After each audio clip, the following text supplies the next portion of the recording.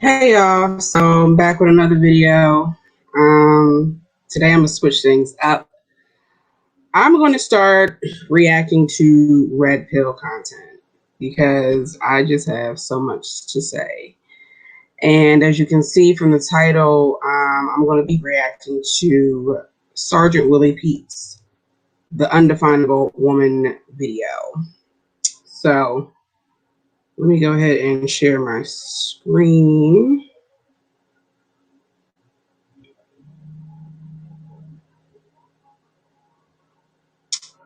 One second.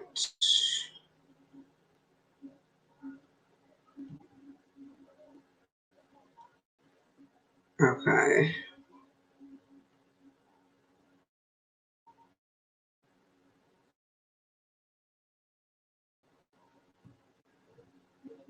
Due to the algorithms, one of Chrissy's videos in my feed.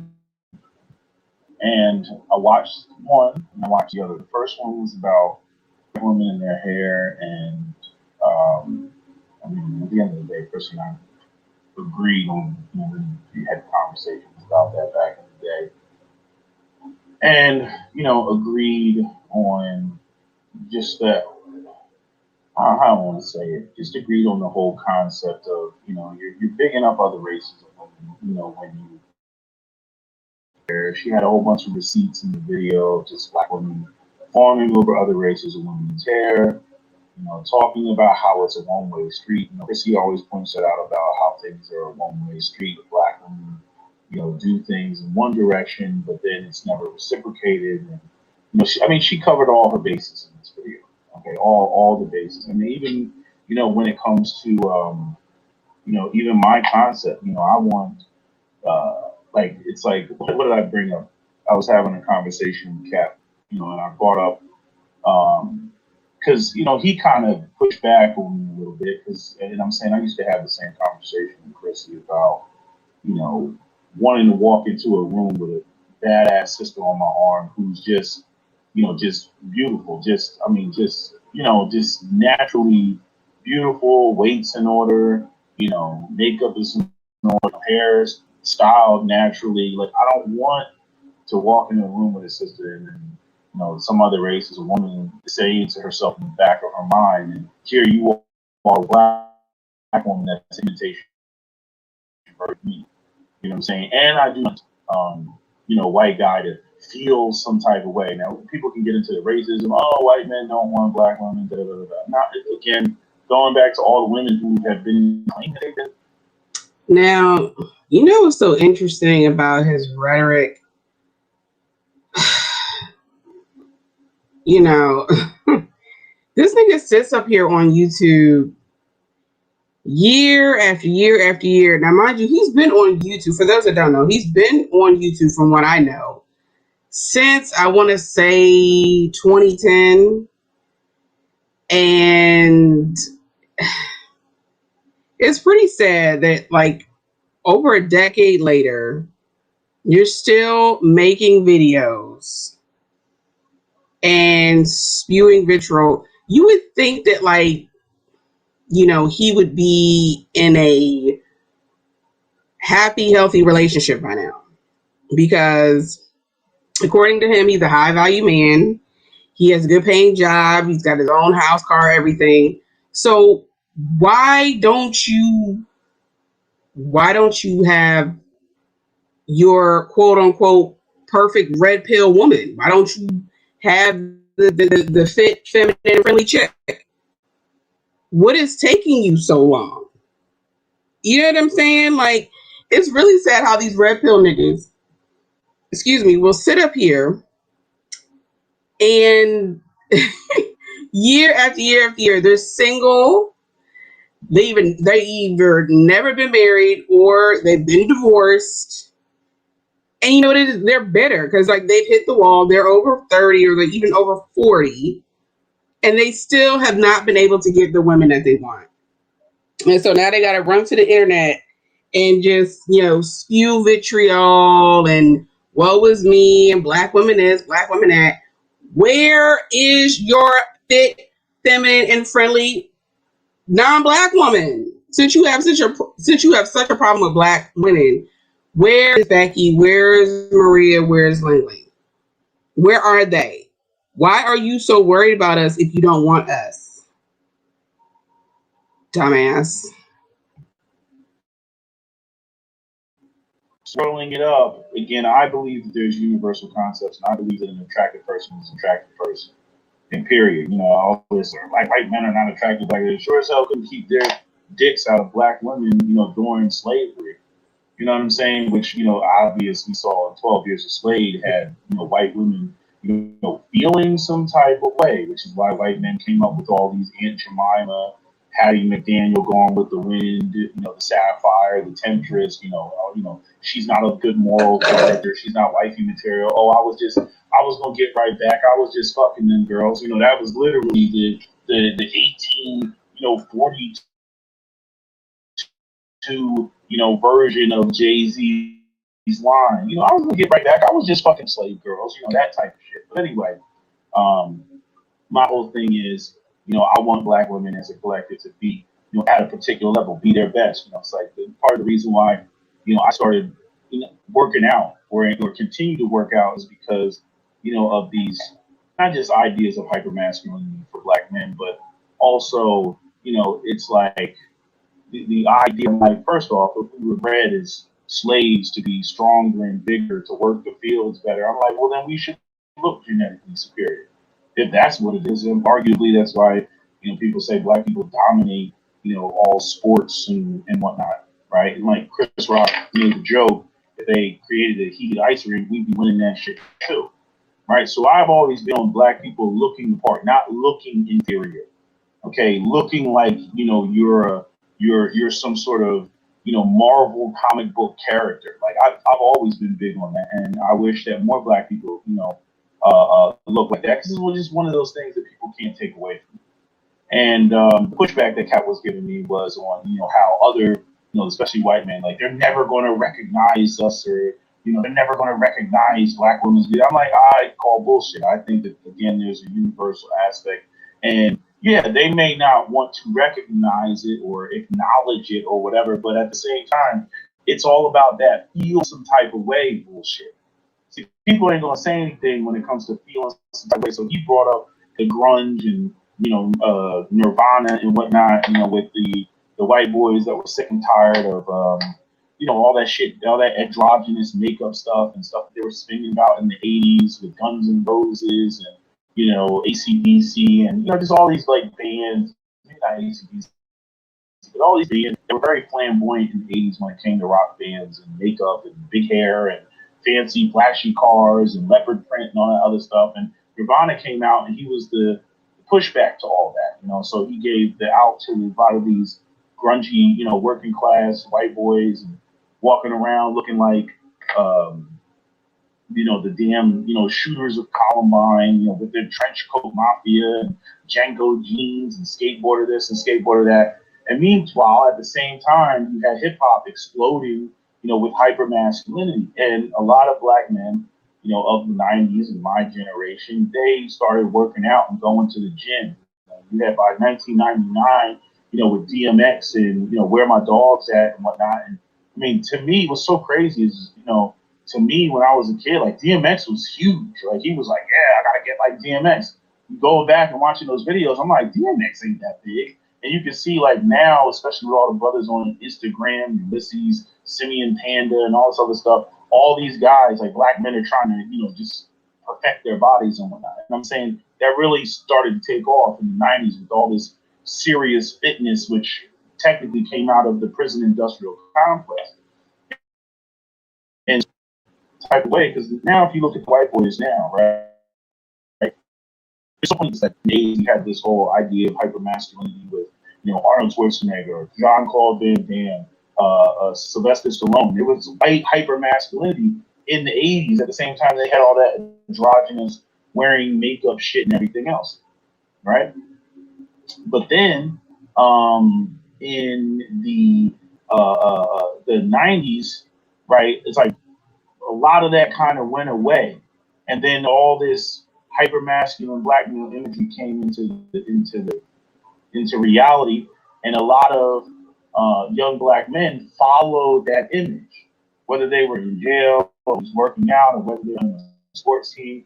And I think that a lot of white men were feeling some type of way. You hear commenting, you go on YouTube right now and you pull up videos. I mean, they got videos about pseudo scientific bullshit talking about black guys, they're genetically this and genetically that, and they have superior this. Like, these guys get into this nitty gritty about black genetics because they're or whatever, appreciating the aesthetic muscles that black men have and whatnot. And I'm like, that's what I'm talking about when I'm talking about the feeling some type of way shit. So now you have a lot of white boys that, they started using steroids, they started going to the gym more. There's a lot more white guys that are into, fitness and physique. And yes, we can point to the idea that things culturally changed and shifted, in that direction. But a lot of it had to do with feeling outdone by black men. When the Indian guy walks in the room, they don't feel some type of way. When the Asian guy walks in the room, they don't feel some type of way. When the Mexican guy walks in the room, they don't feel some type of way. But when the black guy walks in the room, and it's a double-edged sword because there's the idea that, black guys, they want our women due to media promotion. All those black guys, they want our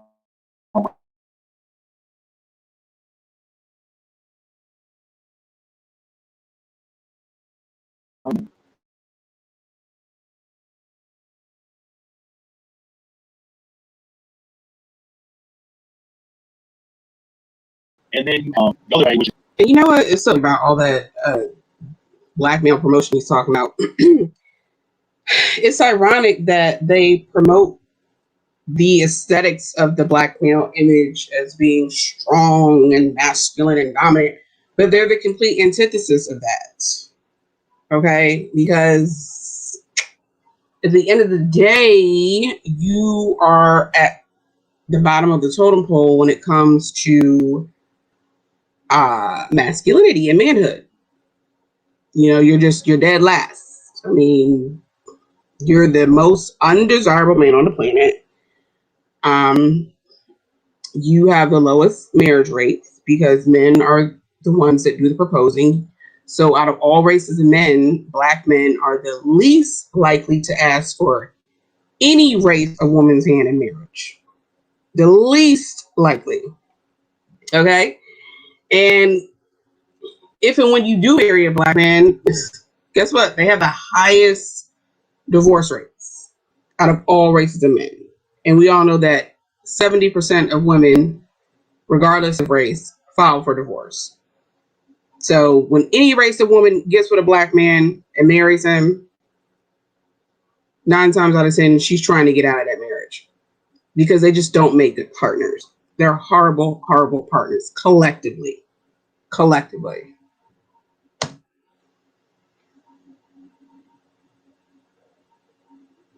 calling it a white woman. It's an article that you can barely find on the internet now. She laid it out with that and how Hustler magazine tries to pin black men and white men against each other by making black men the sexual threat to working class white men. Go look it up. It's called Gail Dines, King Kong and the White Woman. It's called King Kong and the White Woman because that's what the King Kong movie, the 1933 movie, was retitled in Germany. Again, during rise of the man with the funny mustache part, right? So they renamed the movie. Again, that movie has a lot to do with fears of black hypersexuality. The black man is represented by the ape, and he climbs the freaking Empire State Building, which is representative of a phallus, and his lust for the white woman, and his phallus, which represents his virality and sexuality, is ultimately the beast downfall, right? And that's how black men have been stereotyped. So it was kind of like a dog whistle to white men to protect the chastity of white women from black men. Same thing that you saw in the birth of the nation. Right? So I'm beating all the way around the bush, but I'm trying to bring you to how we ended up having this conversation. So um, So, the thing that I pointed to Cap is I was like, that's what I'm talking about when I talk about feeling some type of way. I'm like, a lot of the stuff with white guys wanting to work out and get buff and everything else, that shit is a direct spin off.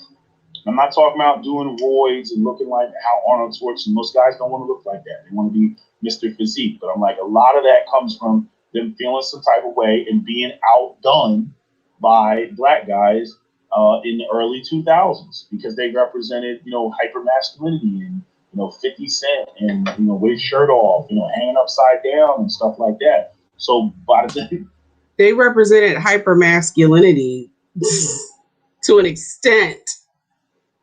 I mean, yeah, they represented hyper masculinity while still choosing to be oppressed by white men.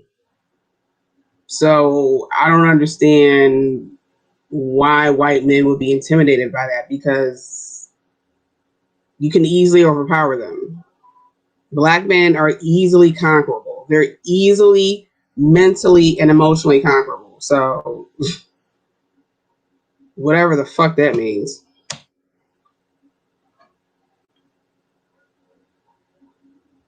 when the '90s when the '90s ended, you had a lot of those white guys, that were on the grunge shit and again looking like the Columbine trench coat mafia, and you had black guys that were playing sports and being athletic and doing push-ups and pull-ups and calisthenics and whatever they were doing, and I'm pretty sure they saw some of their women looking out the side of their eye and they felt some type of way and they said, man, fuck that, I'm going to start working out.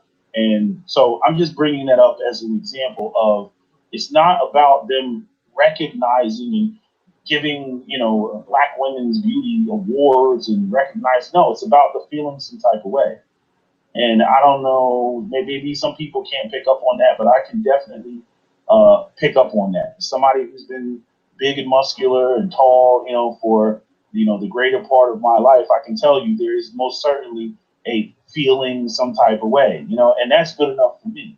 So that's why I always want, black people to look their best, because it's like it contradicts all of those negative stereotypes that white people as a collective have historically tried to put on black people. So the harder, there's the inferior group and the dude's taller than you and he's more muscular than you and his chick has a better body than your chick and you get what I'm saying? Like there's nothing, don't you have any black fitness couples on YouTube that you follow? You know what I'm saying? Like that's it's hard to sit there and be like, yes, that's the inferior group when people look a certain way. That's why I've always been big on that. But anyway, that goes into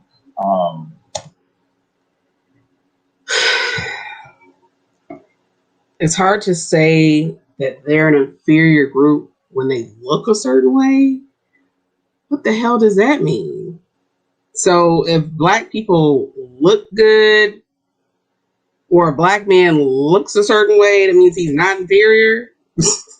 I mean, look, you can have all the muscles you want, but if you're allowing a man to easily conquer you, then your looks get canceled out. I mean, you're allowing a man to oppress you, your woman, and your children every day. But since you work out and you pump iron, oh, he must not be inferior. Like, what?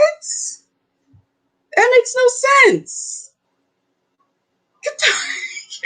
This is the red pill logic. This is the red pill logic.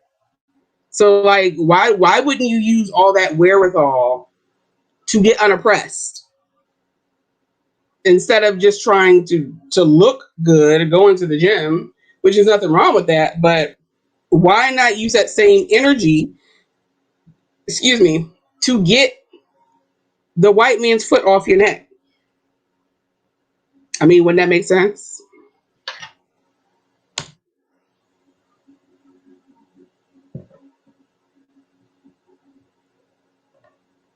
my whole thing about what I was saying about making other groups feel some type of way, like again Tariq Nasheed's Mariah Carey monograms on on the seats of her car.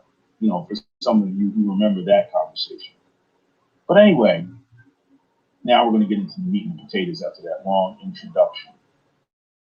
So Chrissy had another video, and in the other video, she was talking about this whole thing with Chloe and Normani and Ari Lennox, and it was something about the number of views on a particular video, and the women were jumping up and down. A lot of the dark skinned women were jumping up and down, screaming colorism, and then there was this kind of tearing down of Normani and criticizing her, but yet not criticizing Chloe for doing basically very similar, same thing. And it's like, but you just got finished saying colorism, but then like you go and you start like you don't keep the same energy, and you don't even know how to pick your battles and like when to and not to pick. And this has been a big issue for me, over the years of criticism. I used to go crazy about, over there on Clutch Mag online when it was still a thing, and how black people would complain about colorism, but then every time they uplifted a woman, and oh my God, Zoe Saldana's on the cover of Ebony magazine, like just to show you how long ago that was. Look up the date on when Zoe Saldana was on the cover of Ebony magazine. I'm like, this chick doesn't look like you, and I mean, I was literally by myself. This is before any of the other people that many of you follow now. This is before many of the other female voices popped into the front. I was over there by myself, like, why are you confused? Why are you co-signing this? You know what I mean? And it literally took 10 years for people to stop one drop ruling themselves to death, especially, which didn't make sense to me, dark-skinned black women who were bigging up women that clearly didn't look like them. But then, going back to the hair video, like, Chrissy put up a bunch of she got a whole bunch of receipts in there of these women falling over Indian women's hair, and oh, I wish your hair was this, and people were defending it with, oh, it's just jokes, and it's like, no, it's not just jokes, and you're making yourself look bad. And so then, I sat here and I thought to myself, about because Chrissy keeps saying.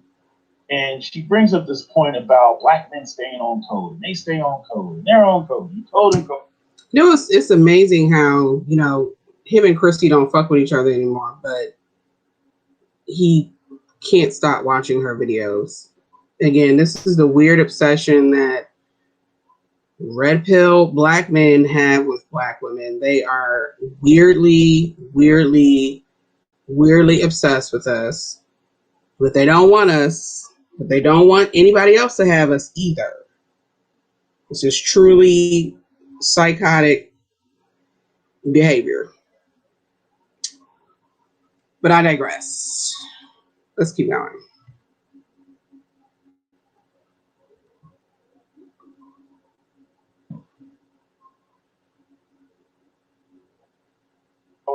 Code. And black men, they know how to protect their image and everything else like that. And I sat there, I'm like, but is this something that we sit around and consciously think about?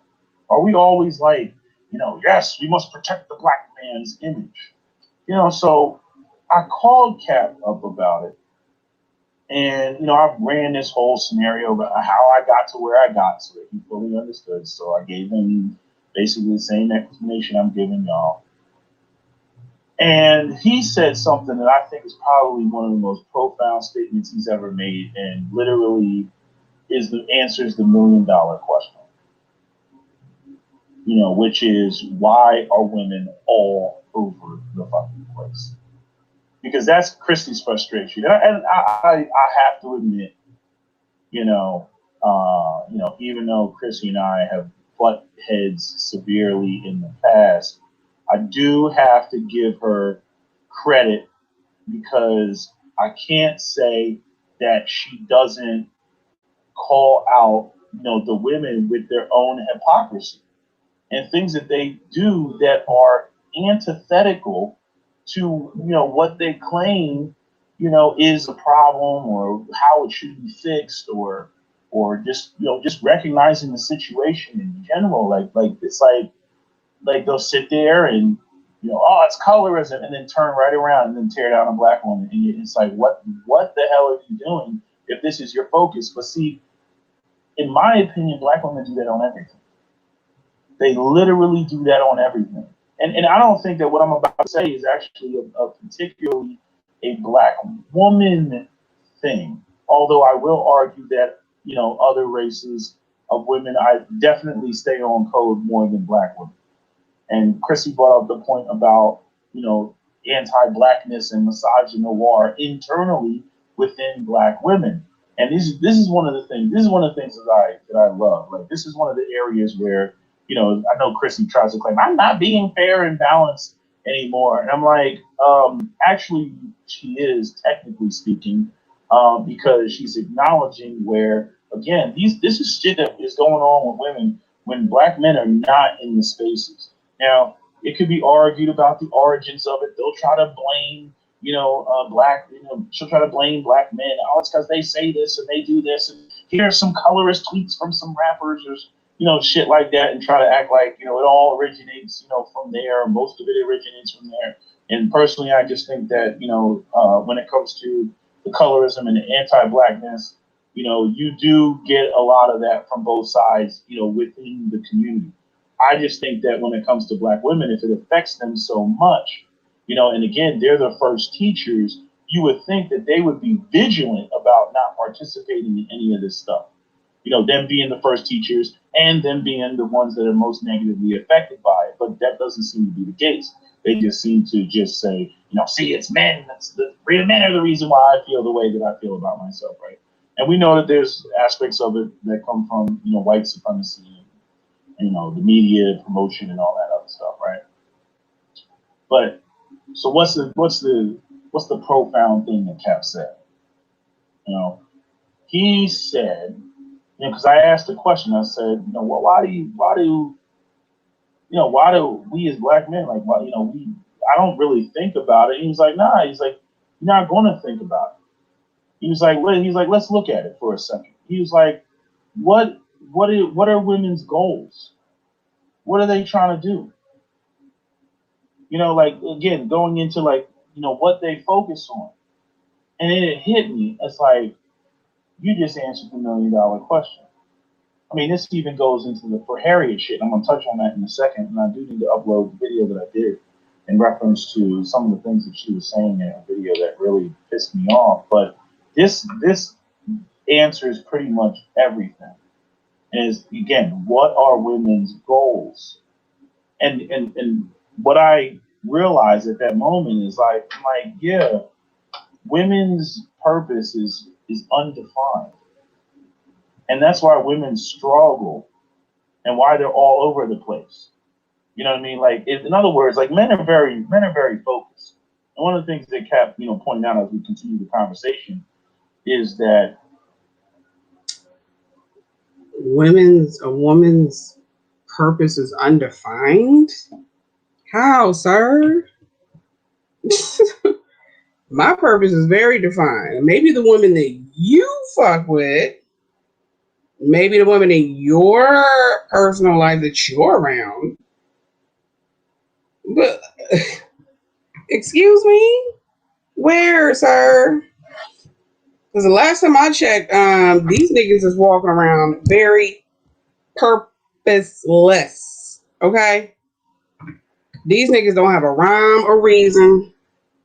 They don't know which way is up. I know what you talk about, but yeah, okay, that's a bunch of bullshit. These niggas don't have no fucking purpose. Because if they did, then they wouldn't be up here trying to live off of women and going 50-50 with women. Dummy.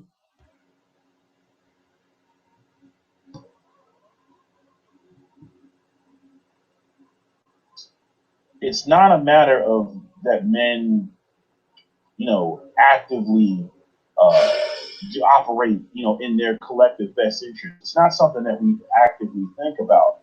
It's a byproduct of us being focused. Meaning, and I'm saying focused does not mean you're focused on building a better, brighter community. Now we're focused on other shit. Focused on, you know, getting a better job, making more money, paying the rent. You know, what is our long term goal? Where are we trying to go? This is why you have so many women that call into Kevin Samuel's show, and they're all over the place. And this is why I said Cynthia G. I was like, he's scatterbrained. And what I've noticed about a lot of women is they're scatterbrained. Kathy even reminded me of a statement that I constantly make about I don't like how women process information. And I'm like, well, you just answered the $1 million question. Because if women don't have if they don't, if they're undefined, if their goals are undefined and they're all over the place, this is why black women jump up and they try to tackle on, everybody else's problems because they're looking for purpose. And this goes into for Harriet's statement about, basically why, women like her want to, redefine things, completely. Because see, the thing is even if women go out here and they focus on certain things, let's say a woman does have focus. The problem is that they don't get the same social reward, for achieving anything like men do. Men get a reward for providing for their family. If a woman goes out and provides for her family, the first question is, where is that sorry ass man at? Right? Yeah, now we all know for Harriet is a, supreme black feminist. I don't subscribe to none of her shit. I do some things that she says I kind of agree with, but most of her talking points, she's stuck in role reversal. Like, let's be real. For Harriet wants to be a man. Okay, she wants to be a man. She wants to be in a man's role. Like, I don't agree with none of that bullshit. Hell no. Because like she even said on one of her Patreon videos, yeah, I'm subscribed to her Patreon because I want to know what the fuck is up. Um, that her dream is to be the breadwinner and her man just be in the background. Girl, bye. No, thank you. So, she's one of those extreme black feminists that has very little standards when it comes to men, and they gonna stay getting played. Let them keep getting played. But for he calling Cynthia G a scatterbrain. Where, sir? I mean, she's coming with full scholarship and receipts. Where is her brain scattered? Because I don't see it. Where, sir? Please prove your point. Let's continue. That's the first thing that'll be said, because in other words, she's not supposed to be taking care of the family. Some man is. And so women like for Harriet, like, no, we must eliminate that. No, a woman should be as recognized for doing X, Y, and Z as a man is. But that's just not the way it plays out. And so you get these women that they resent, society, they resent the world, and then that becomes a cause. What I noticed is, like, going to the statement that, Chrissy was making in her video, is, it's like, why do we keep, she brought up the point about the LGBT and all these women, jumping on the LGBT wagon and going at, supporting Little Nas X because Boosie said this, or, he was attacked in some way, and gay men are allies and everything. And then even going to the whole, and black women, why are you on the front lines? Why are you caping for black men that don't cape for you and everything? I'm saying, if you look around and you pay attention, it's like black women jump from cause to cause to cause to cause. Nobody even has to ask them to do it. They're going to do it. And then even when it comes to, what? Now that part I do have to agree, man. That is true. A lot of black women will just put that cape on and fly and soar. They will cape for any and fucking everybody. And he's right. And we gotta stop that dumb shit. We gotta stop it because it doesn't serve us, it doesn't benefit us in the end at all. Zero. Black women have been capable for day one. What have you gotten out of it? Nothing. All them black women from the civil rights movement are either dead or still struggling. Rosa Parks woke the fuck up. Go look it up. She got in the 90s. She got robbed by some niggas in Detroit, and the owner of the Detroit Red Wings, which is a hockey team in Detroit, and he owned Little Caesars, multimillionaire, heard about the story, moved her up out of the hood to a apartment in the sky in downtown Detroit, paid her bills to the day she died. And she was in her 80s. Rosa Parks was a sugar baby. Yes, she was. Yes. Okay. So even Rosa Parks realized that, look, Jesse Jackson, Al Sharpton, them niggas wasn't nowhere to be found. Where was them niggas after she got robbed in Detroit by some hoodlums? Did they come to her rescue? No. They don't give a fuck about you. They don't care. These men do not care about you. Okay? She did all that marching and shit, got a criminal record for what? Just to end up in the hood and to get robbed by niggas. And sure enough, that white man saved her as he should. So save yourself, black woman.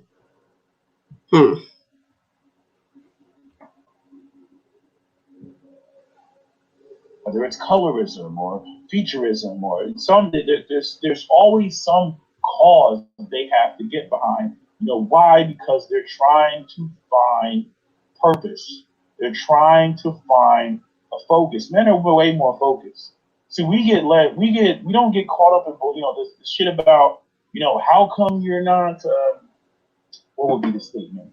How come you're not how come you all don't get caught in the weeds? Like how come like the women do? It's like, okay, you say it's colorism. All right, all of you should be on one accord, and all of you should be, focused on what your goal is. But the thing is like it's almost like as if women don't have goals. You know what I mean? Like they're just all over the place. Let's go back to Kevin Samuel's show. Like as a man, right? Like let's say what the goal is. As a man, okay, I gotta make money, I gotta provide for a family. Okay, so I gotta make money, and I'm gonna go out and try to date somebody, then get married, settle down, have kids, plan for their college, focus on retirement, providing a comfortable lifestyle, those sorts of long-term goals that are a part of what defines whether a man is actually successful or not. How many people is he taking care of and providing for? If he's not doing that, he ain't shit. And if you look at what happens with men, what happens with men if they are unable to achieve that goal, they typically take themselves out.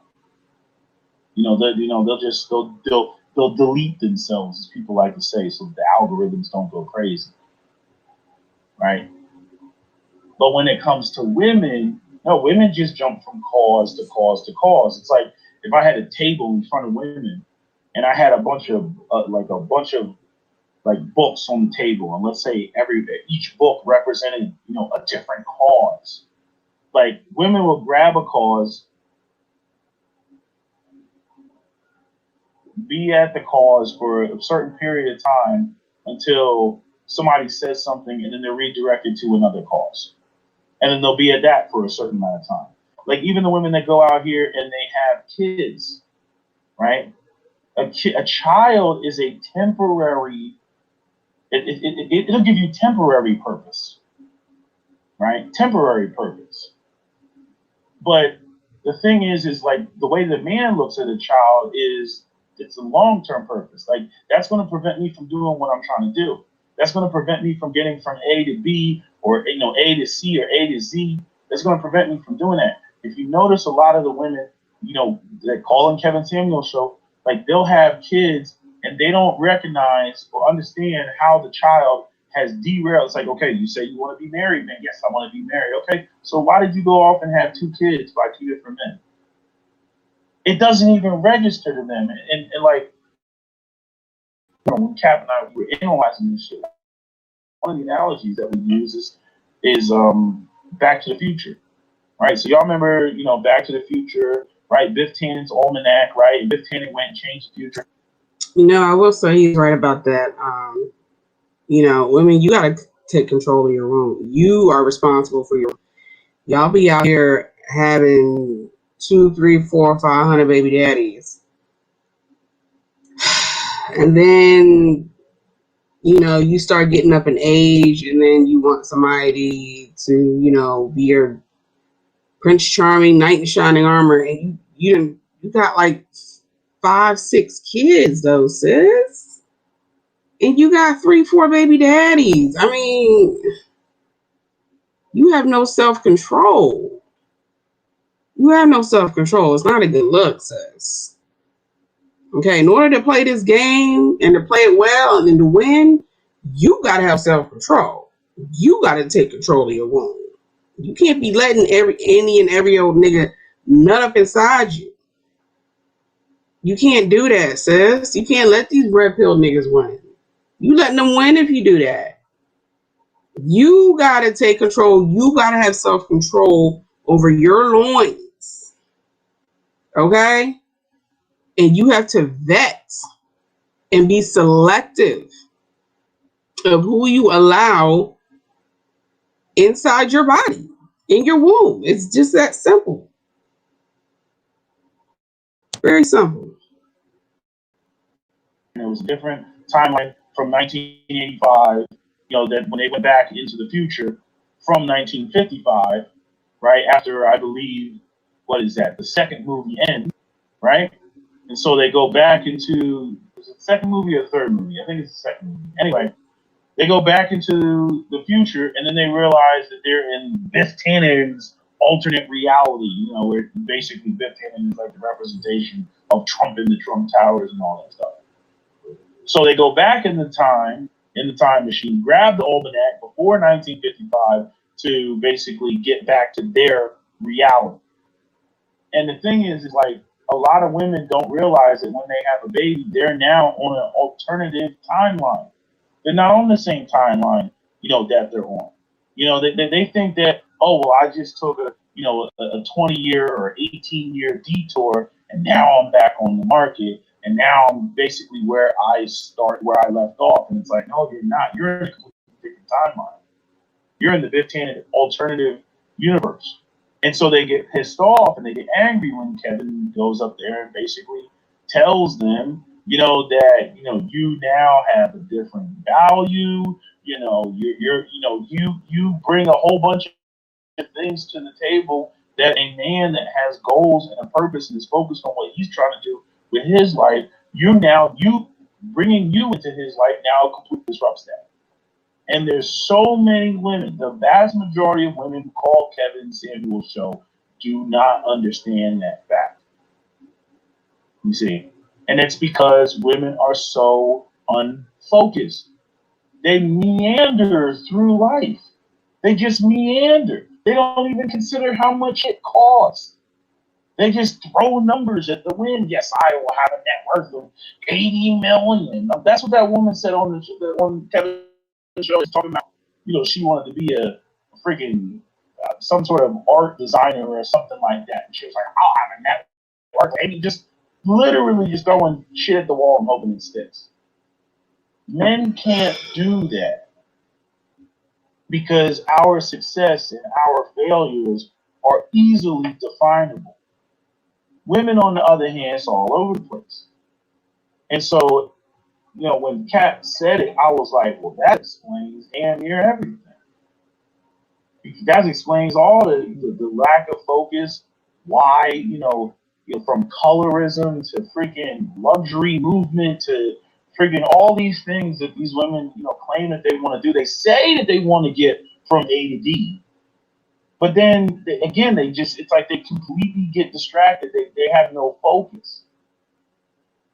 And it's in large part because women have an undefinable existence. They try to find something to define them and give them meaning and give them a positive, female identity.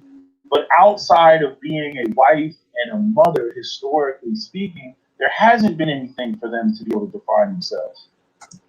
Well, that's because of the patriarchy. The patriarchy defined the standards of womanhood. They basically, brainwash women into believing that if you are not attached to a man, you're not married, and you don't have kids, then you're pretty much just useless. So that's not our problem. That's not our fault because we do not live in a matriarchy. We live in a patriarchy. And insecure men have set those standards. So, yeah. You know what I'm saying? A man goes off and, doesn't have any kids and he serves in the military and he dies in combat. You know what he is? A warrior. A man goes off and he spends 30 years, building skyscrapers. You know what he is? He's a construction worker or he's an architect or something like that. You know what I'm saying? Like that is what their role is what defines them. See, this goes back to Brooklyn's statement about a man's identity and his manhood are one and the same, where a woman's womanhood and her personhood are not one and the same. And this, I mean, oh my God, this shit explains a lot, undefined. I don't even know what that feels like as a man.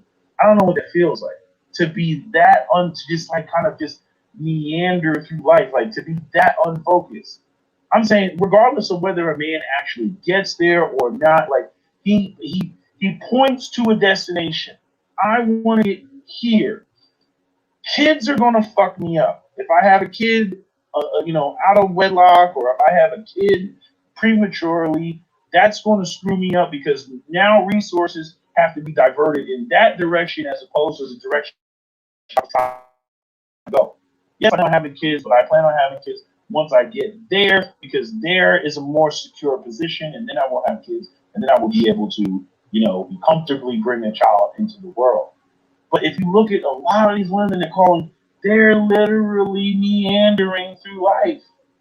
It's just kind of like, oh, and I see Kevin do it all the time. It's like, why did you do that? Oh, well, I just thought like, it was just why. I mean, he's literally asking these women, why did you have these kids?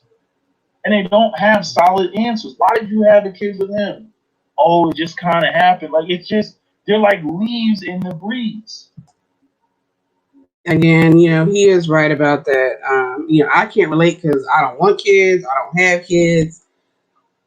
Kids get on my fucking nerves. I know it's an unpopular opinion, but that's just how I feel. Kids get on my fucking nerves.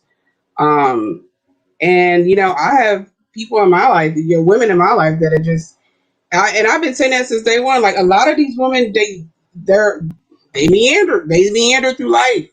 They just they walk around and they just spread their legs wide open for any and every nigga to just bust off inside of them. Next thing you know, you got 3, 4 kids, and you just like, I don't know. I don't know. Like, well, girl, what the fuck did you think was gonna happen? Like, what did you think was gonna happen, dummy? You had 3 kids by Dusty, and you thought your life was gonna get better. He was broke when you met him. He was broke when you were fucking him, and he was still broke after you were done fucking him and gave him 3 babies, and he gave you nothing in return. And now you want a Prince Charming.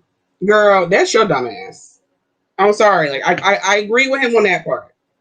I agree with the red pills on that part because you have control of your womb. Nobody has a gun to your head and is forcing you to have sex. And even if you did get pregnant, you had so many times to end the pregnancy.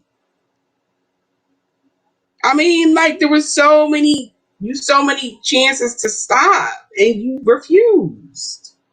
So now it is what it is.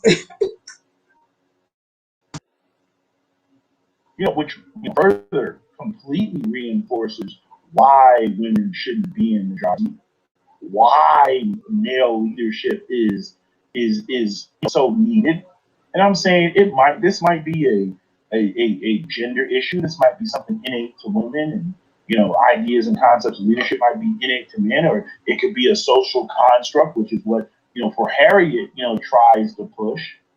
And again, the more sophisticated feminist intellectual women like for Harriet or nappy headed Jehovah, she's another one.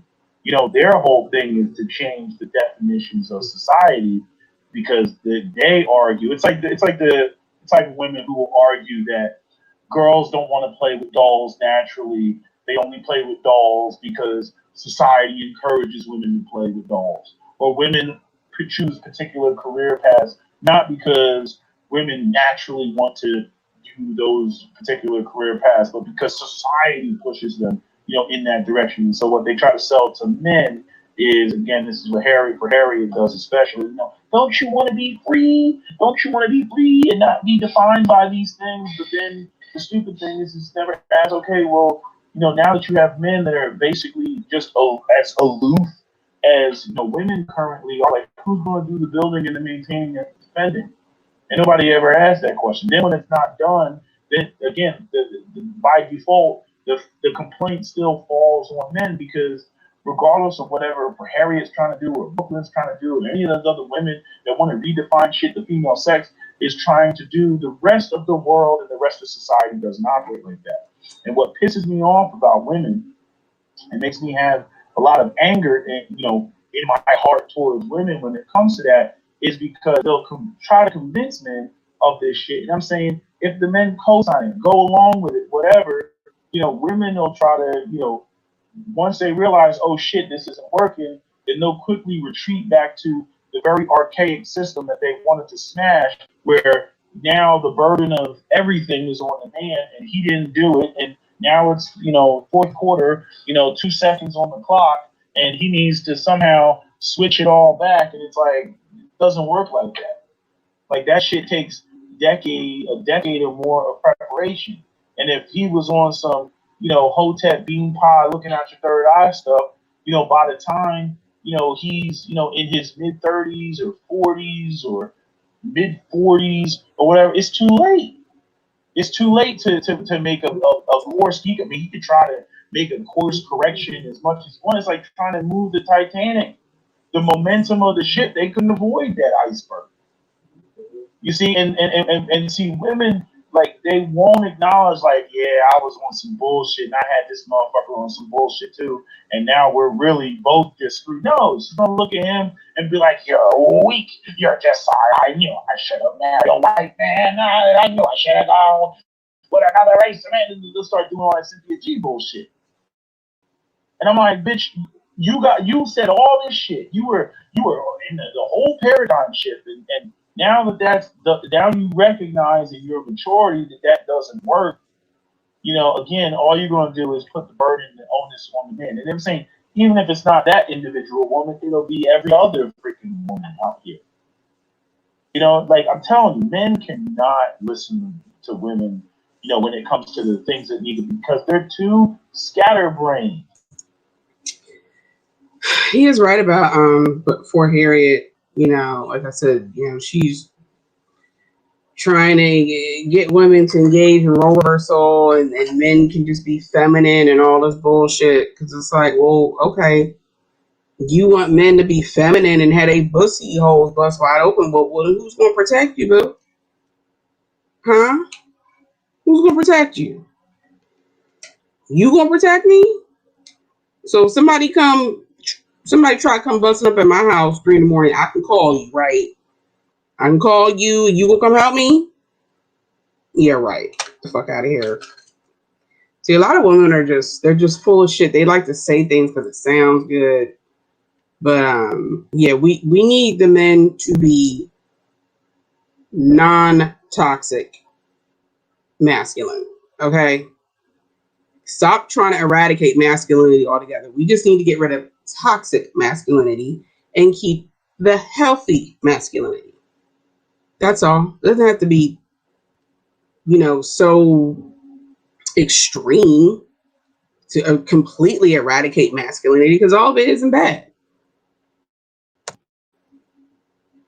They're scattering, and I mean, it couldn't be further illustrated more than Chrissy's videos, or at least these two videos that I listened to. I'm like, these women are all over the place, and I've been identified that. I knew that years ago before Chrissy even came online. Tried to warn her about it. I'm like, they're all over the place. They're all over the place. But she didn't like, because I was putting the onus on women and whatnot. But I'm like, again, this isn't. There is no conscious, concerted effort, to against women to slam them and shit like that. No, there's a conscious, concerted effort for women to like just. I mean, they absolve themselves of everything, because they're running around trying to find some way to give their existence meaning and purpose. And I don't blame them for that. But this whole modern era, this whole again, we were hunter gatherers, millennia and shit like that, and lived in small communions and villages and shit like that. Like the men had their role, the women had their role. You saw the women walking around Africa. They weren't doing anything. They were raising the children. They were going down to the river, getting the freaking water, and the men were out there hunting. It was like that for millennia. And then now, all of a sudden, in the 21st century, because women can make money, and do other things, now you got the advent of the internet, where all you got to do is fart your opinion into the universe, and if you generate enough followers, you can generate enough income. But I'm saying now you have women that, yes, they can provide for themselves in modern society. Yes, they can take care of themselves in a modern society. But the thing is that women still aren't getting the acknowledgement that they see men getting, and it bothers them deeply. So they have.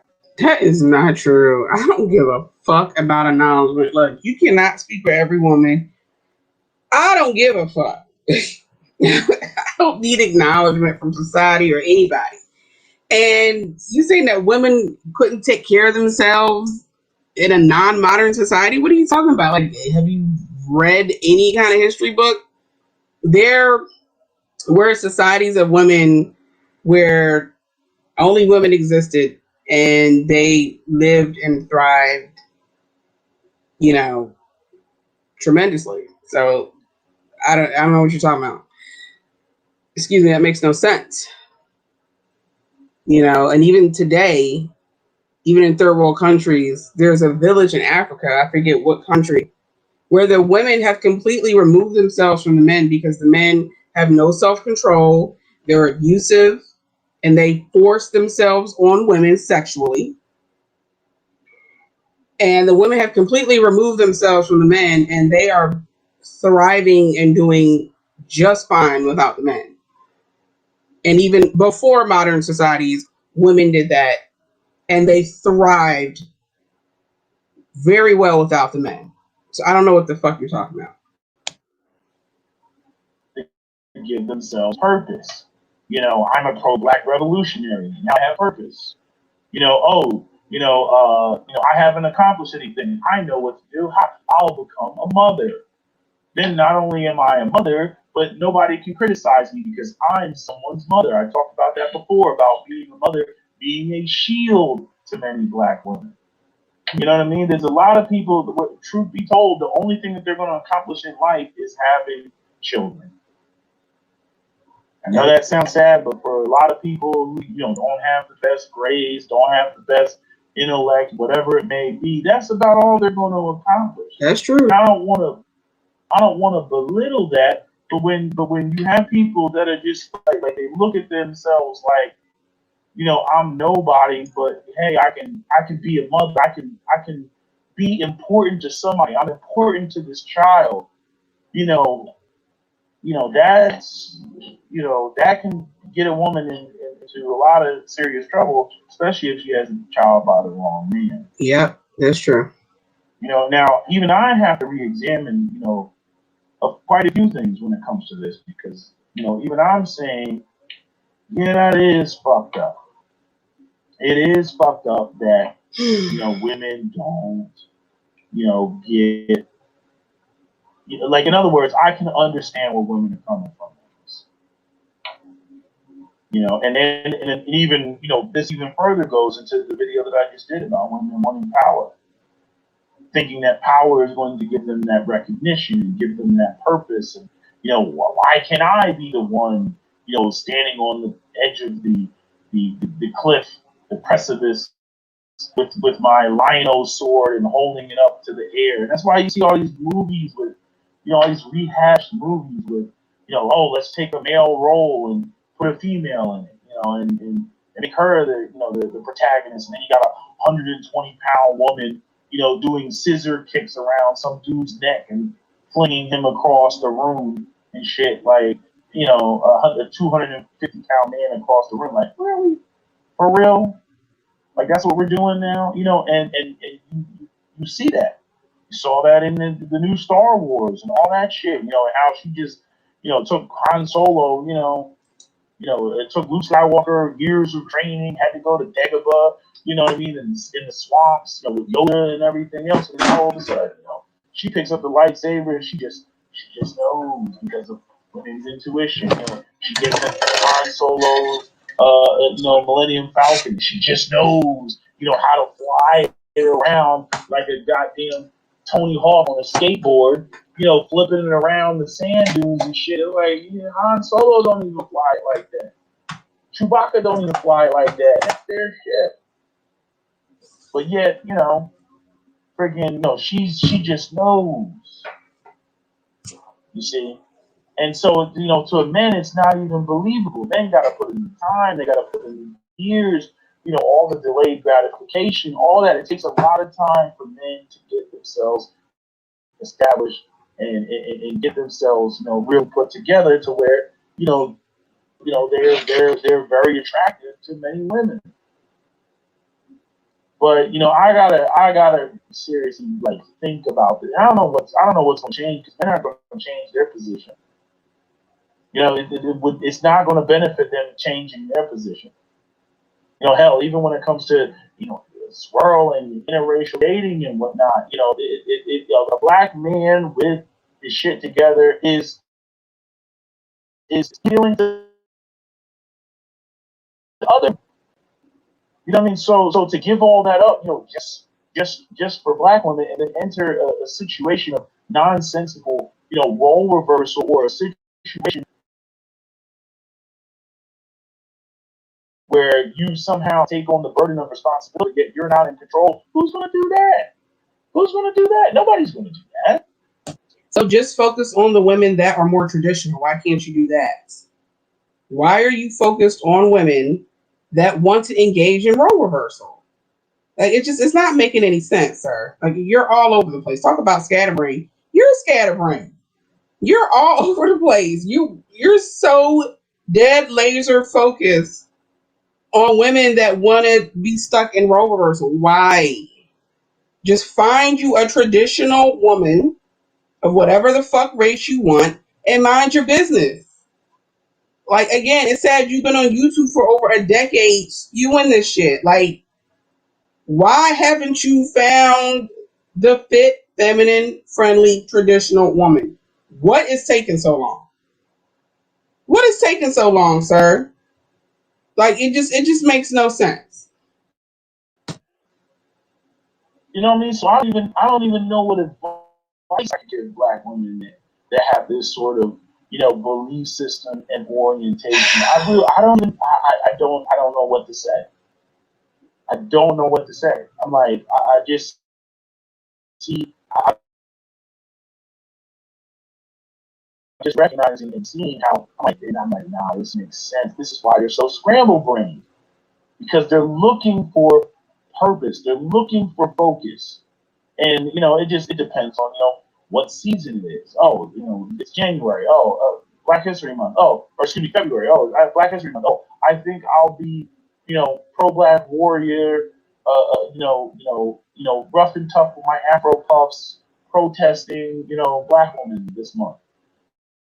Tomorrow I think I'll switch over and let me grab my other uniform, and now I'm an advocate for natural hair in public schools. Okay, oh shit, it's It's April. Oh, okay. Now I'll switch up, and now I'm going to be a smash the patriarchy, feminist, and I'll be that for the next month, and then oh it's July. Okay. Oh, I think I'm going to now let's discuss colorism. I will be an advocate for colorism and tell these non-black women and light-skinned bitches how much of a problem they are, and I mean go on and so forth.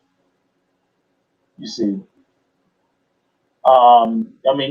It's really, and then again, going back to just, listening to Chrissy's video and, her fussing, about these women that just can't stay on code. No, it's like, nah, this answers a lot. Scramble brain, looking for purpose, having a focus, looking to receive recognition. And I'm saying, I don't even know, like, what I don't even know what it like when women would actually be satisfied. Like I don't know what point they would be satisfied. It seems like this is something where they can't be satisfied.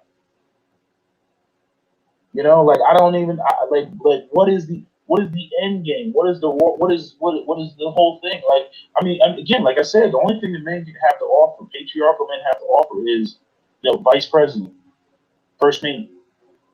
You know, they're not going to offer you the captain's hat and the captain's wheel, to sit at the helm.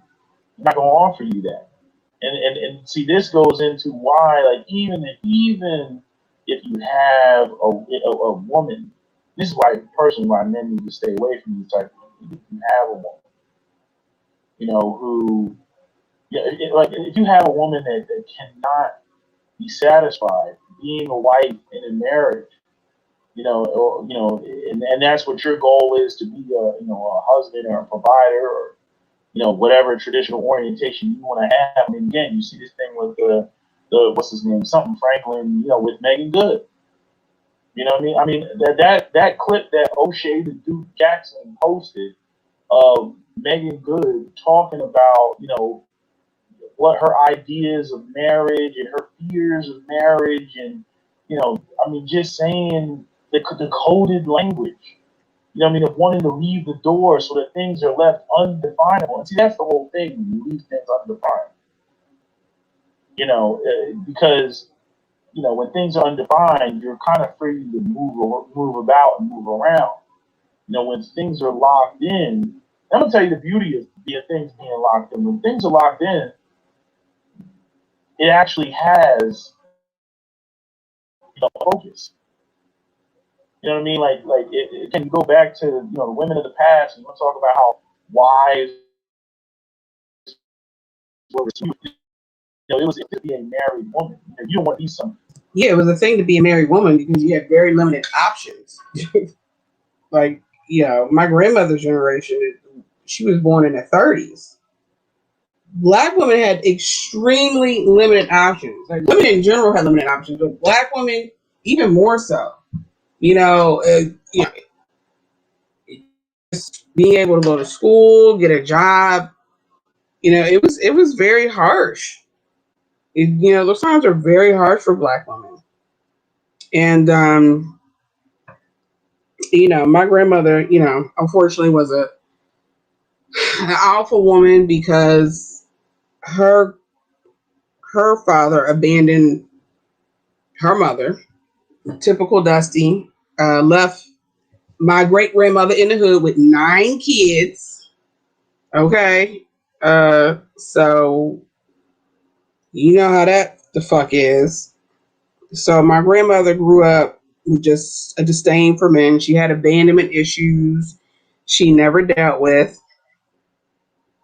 But yeah, so being married, that's pretty much all black women had. Like, you couldn't really do much else unless you came from a family that had a little bit of money. Being married and having kids, that was your badge. That was your social badge. If you didn't have nothing else, it was like, well, at least you're an honest woman, whatever the fuck that means. You're an honest woman, but we all know most of the men was out there, had side families, side babies, and all that bullshit. But yeah, again, options were severely limited in those times. So, getting married and having kids, that was pretty much all you could really do. Floozy out here. It meant something to be a married woman to an establishment. That meant something. Now it's like, you know, and obviously feminism has kind of ruined all of that. Where they make it like, you're just his slave. And also, being married to an established man, like, they're not going to talk about how, even if you were married to an established man, again, a lot of those men were abusive as fuck. And back then women didn't really have a lot of rights, so you could abuse your wife, you could abuse your kids, you could even kill your wife and do very little to no jail time. So the conditions were not very ideal, even if you were married to an established man. I mean, let's keep that real. Even today, if you're married to somebody that's established, it doesn't mean that they don't have a tendency to be abusive or manipulative or narcissistic. So like, I'm just supposed to be with an established man with impunity, like he's just able to treat me any old kind of way. Like, no, like, women are waking up. We're in the age of Aquarius. We're waking up and we're realizing that, hey, like, you need to vet these men mentally, emotionally, and spiritually before you make a very, very important decision such as marriage and kids. I need to vet you. I need to vet you. Okay. I'm not just going to hop up and marry you because you making $1 million a year and you got all these assets. No, like, I'm not going to deal with all that if you are abusive in any kind of way. Like, it's not worth it. So excuse me for having standards, and wanting to protect my mental and emotional health. Like, damn, like, why do you, and again, why is it that men feel like why do they want women to be in a relationship so bad? When 9 times out of 10, when these niggas get in relationships, they act like they're single. We all know that the most single man on this planet is married men. Okay, married men act more single than single men do. It's disturbing. I get hit on by more married men than I do single men. Yes. Yes, I do. I can attest to this. I get hit on by married men more than I do single men. Yes, I do. It's disturbing. I mean, they just shit on it completely. And the same thing happened with the whole thing with dirty jobs and Mike Rao. You got young men. They don't. We need. We have a shortage of vocational jobs. We sort of carpentry, electricians, HVAC guys, stuff like that. Um, we have a shortage of that. And why? Because young men don't want to enter a market or enter a field that they feel doesn't have any status. And unfortunately, many don't know, and I don't know why it was kept such a secret, but many don't know that those jobs actually pay damn good money. Well above the average household, average individual income of what is it, like $40,000, $50,000, pays way more than that. But again, it doesn't have the status. Working with your hands doesn't have status. Everything was go to college, get a degree, be a white collar worker somewhere, and somehow be. All these men were supposed to be Richard Gere in Pretty Woman, and so again, a lot more men shied away from the trades. because women didn't want to deal with a low status male. I mean, they had the same problem in China. And what did China do? China combined the vocational schools with the traditional, the universities that are so hard to get into, because the only way that they could get more Chinese men to want to get into vocational trades is they had the degree had to have the same prestige as the more white collar degrees. And man, those kids that got those white collar degrees, they were pissed. Go look it up, Google it. Google China college protests, because they were combining vocational schools with the more traditional, white collar type of education. They didn't want that, because the kids that were getting those white collar type of degrees, they felt that it was going to bring the value of their degree down at their university. It would be like, your university was combined. Let me finish the sentence. It would be like if Harvard was combined with DeVry. It may bring DeVry up, but in the eyes of many people, it would bring Harvard down. And so the students that went going to the Chinese school at quote unquote, whatever the Chinese Harvard was, they were feeling some type of way, and they were protesting and everything else. And they had the Chinese police coming there, and they were hitting students over the head and what. I mean, go ahead and look it up. The students, they were not having it. They lost it. You see, but again, that goes to how much prestige matters to people. But like I said, I don't know what the answer is for women when it comes to this. I really, really don't. I really don't. I'm like, I mean, these are things that I didn't know that women were looking for to the degree that they're looking for. And I wouldn't discourage women from looking for it, but just understand it's not going to make a man want you. Like this whole thing, this whole idea that the black community existed.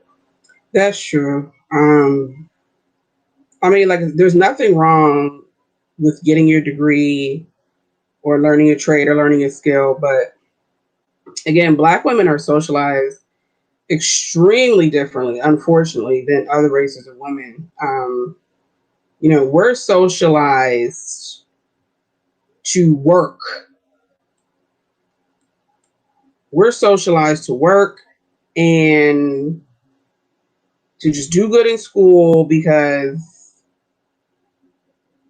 basically insinuating that, like, yeah, you're, when it comes to femininity and beauty, you're at the bottom of the totem pole. So you're gonna have to get good grades, and you're gonna have to go to a good school so you can get a good job so you can take care of yourself. That's the insinuation of what is given to black girls, because that's what I was taught. I was taught to just go to school, don't worry about these boys. I mean, which you should, because you should be focused on your studies. But why can't we do both? Because white girls are socialized to do both. White girls are socialized to strategically get into certain, universities and colleges, so that they can mix and mingle with boys their age that are majoring in certain fields. I used to work at a university. I'm not gonna say which one. And a white girl told me this. She told her, she was like, yeah, my mom told me to go to the school so I can, marry an engineer, because it was a top engineering school.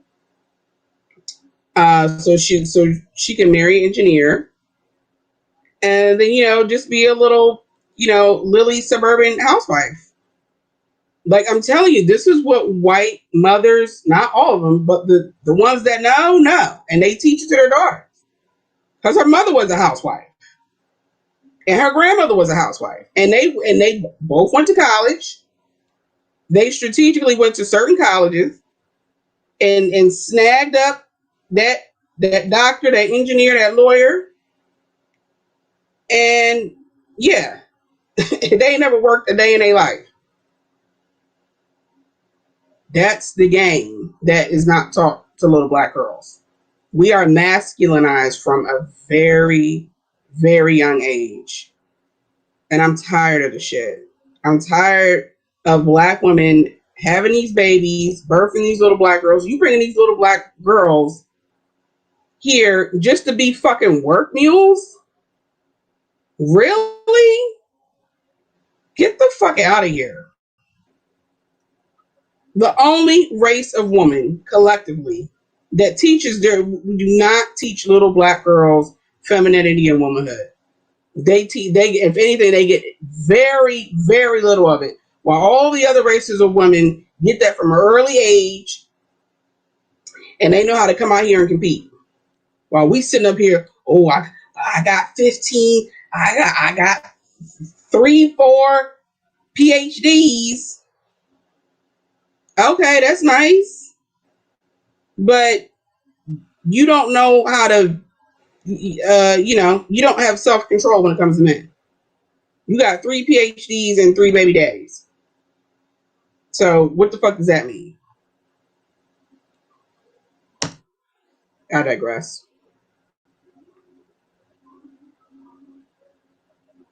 In the vacuum, or two, that all of you are all on one accord. Like, you're not on one accord. You're not at all. It's like, you get women that, they try to shame men into playing, some goofy role. And then, like I said, they'll turn around and men will play that role and then he'll get slammed. You know what I mean? Or, women will go out. It's just like the same way that women try to convince men to be more sensitive, but the more sensitive men they're not attracted to. So why am I going to go out there and subscribe to something that's not going to benefit me as it pertains to when I'm dealing and interacting with women? Oh, hey, I'm the more sensitive guy. Hey, ladies. Like, that's not gonna, I love Will and Grace too. Like, that's not going to help my situation. As if I'm focused on my goal is to get women. This is why, a lot of young men are more inclined, to be savages. Women complain, oh, violence in the black community. All those black males that are running around committing violence towards each other have no shortage of women. Y'all think that's sexy, whether you want to say it's biological or innate or, I don't think that shit is sexy. They have no shortage of women. Yeah, because they're fucking toxic. They have a bunch of baby mamas. Ain't none of them niggas married. Ain't none of them niggas trying to get married. So I don't know what the fuck you're talking about.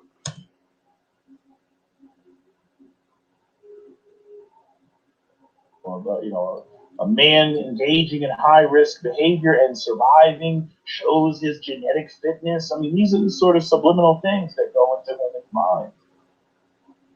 But nobody is really out here doing anything that they don't feel is going to somehow, suit them. And they may have a warped interpretation of it in their mind. They may be completely wrong. Like one of the things that Kristen pointed out in her video, and I wholeheartedly agree, and I've been saying it for years myself, it's like trying to be an imitation of somebody else doesn't make you look good. It just makes you look like a cheap imitation. And a lot of women don't get that. You're better off, being yourself. And if people don't like you when you're being yourself, fuck them.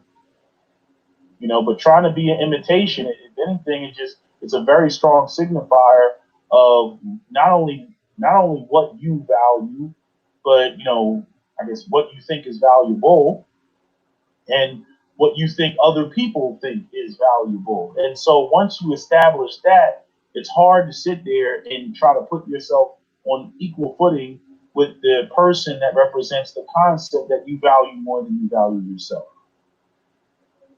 And that's one of the reasons why I've always been just against weed. I understand that it's black people do all the anti-blackness and media promotion, negative media promotion, and the self-hatred and all that. That it's a growing process, and it's a struggle for black men and women to get through, both genders. But it has to be done. It has to be done. I mean, somebody's got to be the pioneer on the shit to turn that shit around. Otherwise, we'll just be running around slicking our hair and looking like James Brown, for the rest of our existence. I'm like, that shit is bullshit. The Jamaicans went off and they rocking the dreads and everything, and now you got white people trying to imitate that shit, rocking the dreads. You know what I mean? And now you got more people bringing it into the professional world. Like this is how I style my hair because this is how it grows or is more easily manipulated and manageable or whatever. Like again, we're not white. We're not like all these other people. Black people arguably grew up in isolation. But I'm just saying, a lot here. I need to end this video pretty soon, but I got to give this some more thought. I really got to give this some more thought. But I really do think that man, you just answered the $1,000,000 question because I didn't even. I mean, I may that may have crossed my mind maybe once, and then I shelved the thought. But that whole thing about women they're not being focused. They have this undefinable existence, and they're running around trying to find something to define themselves, and they jump from topic to topic, to subject to subject, and it's like, and again, like because that's the focus, all the other stuff is secondary. That's why black women's beauty will never be a I shouldn't say never, but you get what I'm saying. Like it's not going to be a priority. Like until the focus stops being about trying to find something to define them, to give them like in other words, like it's like they're in search of a search. You know what I mean? Like how do I want to describe it? It's like, yeah, it's like they're in search of a search. It's like this undefinable thing, and they're trying to find something like, well, I'll just grab one of this. It's like they're looking around at all these things that define other people and trying to grab and use that to define themselves. And I would argue that this even rolls into the beauty. Like it's like going back to what I said about black beauty being undefined. We know what black ugliness is because black ugliness has essentially been defined for us, right? It's like, well, what is an example like? We know what white beauty is, and we also know what white ugliness is. Because prior to this, white ugliness has been defined, and I pointed this out with the Wicked Witch of the West. Which some people would argue is that's a caricature of the J people, but I'm just saying, that black people struggle with their own beauty and whatnot because we take too many cues from the dominant white society about what is an attractive black person or whatever, and a lot of times it's the watered down black person. This is why East Africans get dragged into the conversation because white people have put them as oh, they have Eurocentric features, they're close to us, so therefore they're more beautiful. Like. So it's that sort of stuff. And everything else that is not them, and everything else that is not us, is therefore not beautiful. And black people have adopted that. And that, presents a problem. But um, this is the problem with things. I guess not being defined. I'm just trying to figure it out, and I guess maybe I can't do it in one sitting or one session. I gotta take a time out and sit down and really give this some more thought. But I really do. I so like. I mean, it just all came together when he said it. I was like, that's why. He's like, it goes back to what you've been saying. You don't like how they process information. But see, I didn't know. I didn't grasp or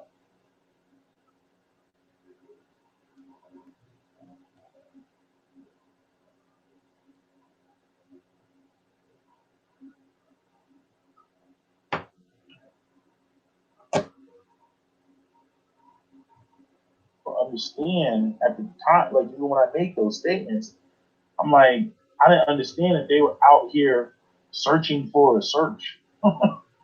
You know what I mean? Like searching for a search engine. Like I'm like, you're trying to find. So you're looking. looking at men. Oh, men go and they do this, so I should be able to do that, or I'm going to do that, and everything. It's like, but you're a woman. How many times you see women try to do exactly what men do, and they actually achieve it, but then they don't get the same satisfaction from He is right about that. Um, ladies, you're not a man. Let the men be men. Why? Why are you trying to do something doesn't that isn't going to impress them? Okay, real alpha heterosexual men like the complete antithesis. They like a soft, feminine woman. So just stay in your feminine. Just stop trying to be like a man. Stop trying to be all hard. Well, I can do what do you think, man? No, you can't. Because if that's the truth, why are most uh, jobs that require you to be out in the elements, like these construction jobs, I all the time I see about 98% men. Why aren't y'all out there in the elements? If you can do anything a man can do, why aren't y'all occupying those jobs? Hmm? When it comes to fixing shit, when it comes to like mechanics, it's all men or mostly men. So men are bigger and stronger for a reason. Okay, a lot of y'all don't want to hear it, but it's the truth. A lot men are bigger and stronger for a reason. Let them do it. You sit and be pretty and soft and you're feminine. That's part of your feminine energy and power is allowing yourself to receive things. Okay? There's power in that. There's power in receiving. Trust. You know what I mean? It's like, yeah, I'm a dude. Yeah, I want to have the big, expensive, luxury, exotic car or whatever. Because the first thing I'm gonna do is get in that bitch and then go pick up chicks on fucking Ocean Drive in Miami Beach.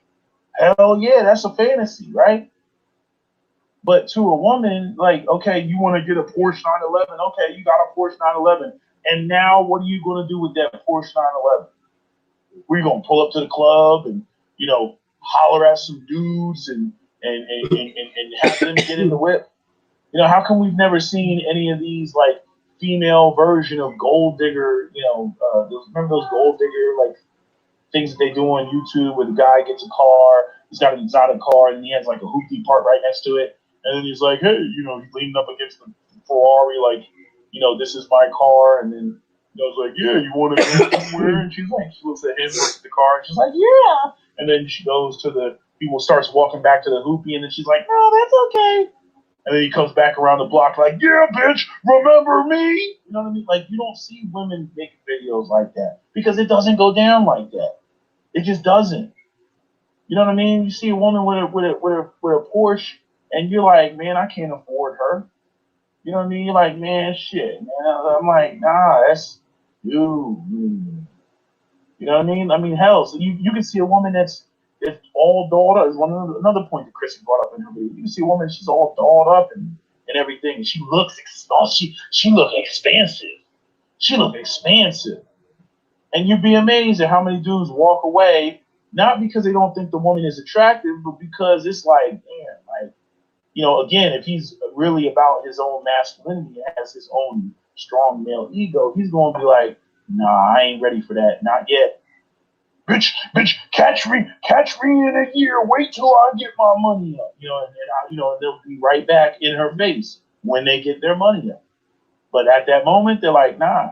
This goes back. Cat was working at Burger King. He had all these women hollering at his ass, back in the 80s, when he was, light skinned and being light skinned was in. They were all trying to holler at him and everything. All these girls that had little daddies that had, a little bit of money and they had their own car, and Cat was working at Burger King with no car. He was like, bitch, I'll catch you when I get on, but I'm not getting in your car. You see, and so because women see men doing things that, again, men will get respect for. They'll get kudos for. Cap will get kudos. Once he went off and got his own vehicle and everything, it's like, yeah. Unfortunately, the black community was, completely broken and falling apart at that point. But I'm saying these concepts, are still there with a lot of men, and men get that recognition. Hence the high value man. It's like, okay, what is the counterpart to the high value man? You know what I'm saying? Like does the quote unquote high value? Because if you ask most women, you say, well, what is a high value woman?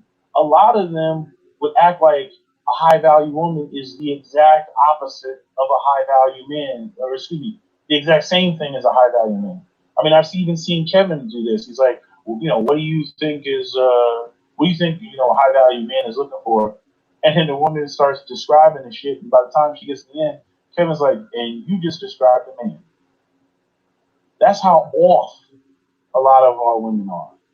It's like you just described a man. And that's because they're technically speaking trying to compete with men because they're trying to find or gain that same purpose.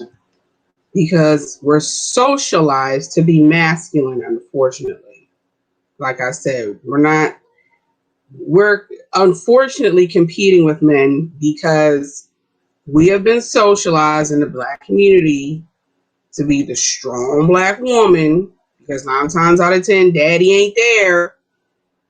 So mama is going to put that in her daughter's head.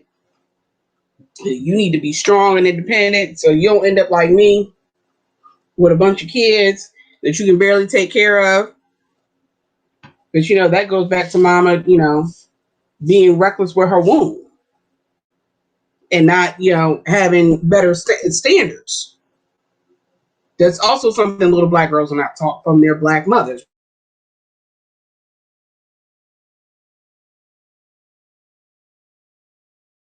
This video, and it's called "How Disney Taught Black Girl Struggle Up." These messages that are embedded in us subtly from childhood. That's not our fault. That's not my fault that was programmed into me directly or indirectly. That's not my fault. But it's my responsibility once I become a grown ass woman and to realize the games that are being played and what's going on, and to do better when it comes to choosing a mate and when it comes to wanting more for myself. And that same identity and that same recognition, which is not what they should be doing as women. And I guess, I don't know, I don't even know like what to point to, because I'm like, okay, is this something that men are supposed to define? Because the role that we want women to play currently is not a role that they want to play because they don't get the recognition. This is why I said, power is what did I say? What was the title of that video? Power has no price. Power is not it's a non-negotiable. If a woman wants power, you can't negotiate with her because power is an end game. You know what I mean? It's like what happens, if a person goes out here and the goal is I want to be financially independent. Then once they become financially independent, what do they say? They'll say, well, I want to have a net worth of 10 million. Then once they get 10 million, then what's the next move? And it's like, okay, well, another 10 million isn't really going to add much to the quality of my life because most people, nobody's going to spend that type of money like just like that. Like it just once you get like past a certain point, like it doesn't matter anymore. It's not gonna significantly increase your life unless you want to go out there and buy a 50-foot yacht or something like that. It's really not going to enhance your life much once you blow past the financial independent phase. So then after that, what do all the millionaires pursue after that? Power. Once you get the money is the first goal, but once you get the money, then after that, there's nothing left but power. And then after power, you'll probably try to use the power to gain immortality. I know a couple. I know a couple of millionaires, and they've actually sent me, emails and texts and stuff like that.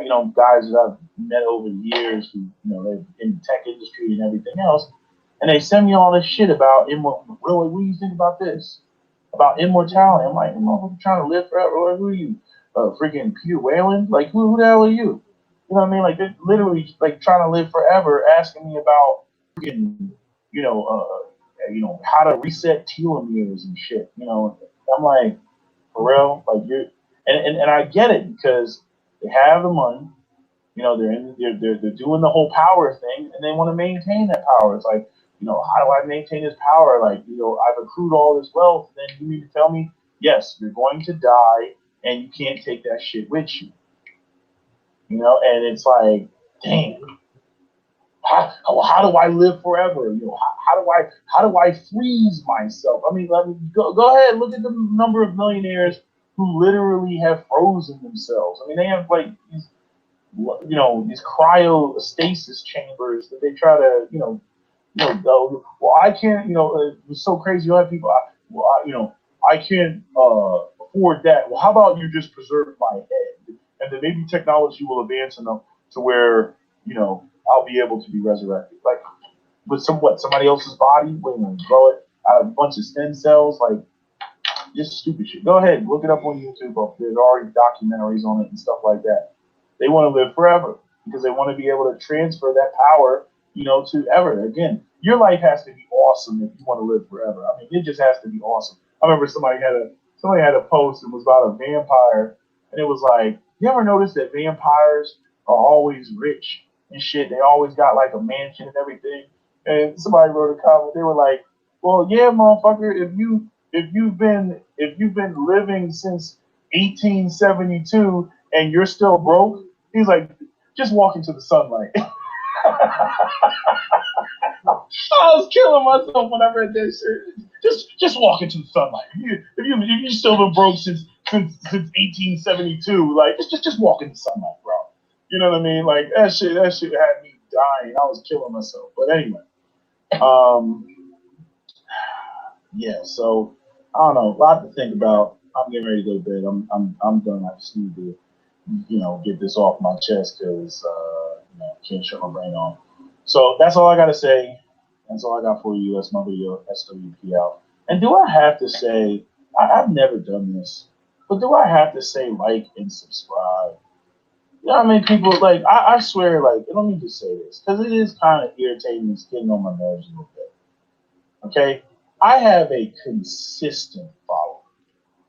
Okay? And I have no YouTube sponsorship, no ads playing on my video, none of that shit, because my shit's not monetized. Okay, but I've been looking, like, I look at my numbers, I look at my ratings. My shit's always like 97%, positive and all that other shit.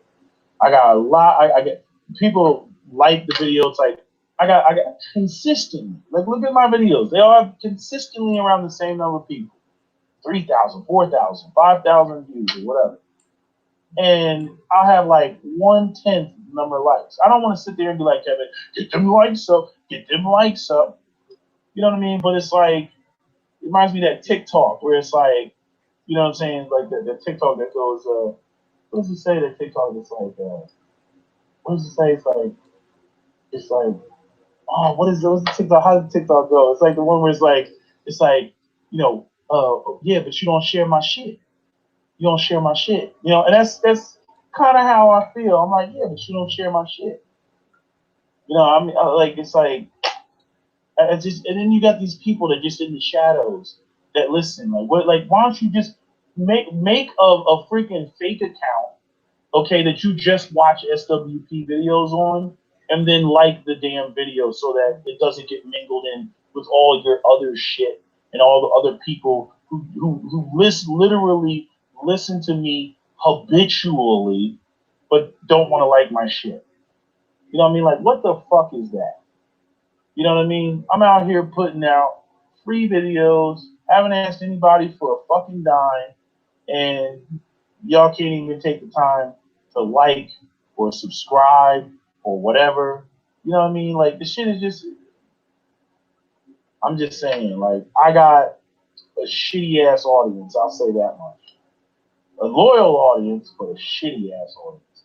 Anyway, that's all I got to say. That's my video. That's the video.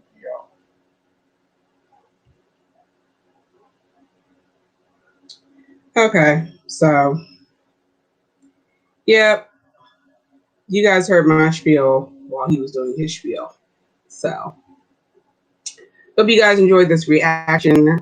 Don't forget to like, subscribe, comment, and share if you care.